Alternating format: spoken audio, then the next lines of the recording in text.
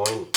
Zeige ich euch mal, wie man ganz schnell ganz leckere Müsli-Riegels macht. Täglich Studentenfutter, da gibt es ein paar Mischungen, weil die sind mir jetzt gar nicht so recht, weil die so grobkörnig sind.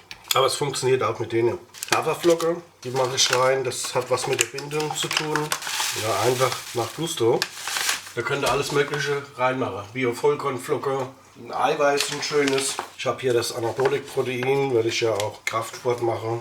2 Löffel rein. Und dann, was ganz wichtig ist, Chiasamen. Ich hält das Ganze zusammen. Tun wir erstmal ein bisschen verrühren. Bio-Joghurt. Und da guckt ihr erstmal, wie die Konsistenz ist. Es muss nämlich schön patschig werden. Da muss noch rein. Süße braucht da nichts reinmachen. Das ist schon süß genug, weil halt hier diese Rosinen schon drin sind. Also jetzt ist es patschig genug. Ich habe jetzt hier ein Backpapier, das habe ich in der Mitte gefaltet, weil ich ja die Ninja habe. Ninja heißt Luftfritteuse. Und dann passt das genau rein. Warum habe ich es gefaltet? Dann kann man das besser angreifen und hochheben und das hält dann auch. Und das kommt jetzt alles hier einfach nur drauf. Eine Seite 8 Minuten bei 175 Grad. So, jetzt geht er hin, legt das ein bisschen hoch, zieht das Papier hier raus. Dann könnt ihr das hier umklappen, wenn ihr das runterziehen.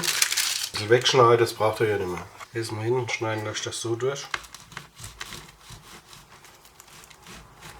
Das lässt sich jetzt ein bisschen schlecht schneiden, weil das so grob ist. Das ist das Problem. So, und jetzt könnt ihr dann hier eure Riegels rausschneiden.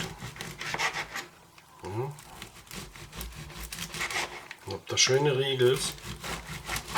Und da könnt ihr jeden Tag von naschen.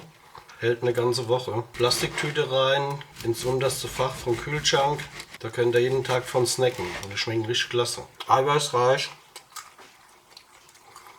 Sehr gesund auch. Ja, was wollt ihr denn noch mehr? Und das ist jetzt mein Frühstück. Könnt ihr euch aber auch selbst alles zusammenstellen, wie ihr möchtet. Was wichtig ist, die Haferflocke reinmachen und die Chiasamen. Das hält das alles zusammen. Lecker. Ciao.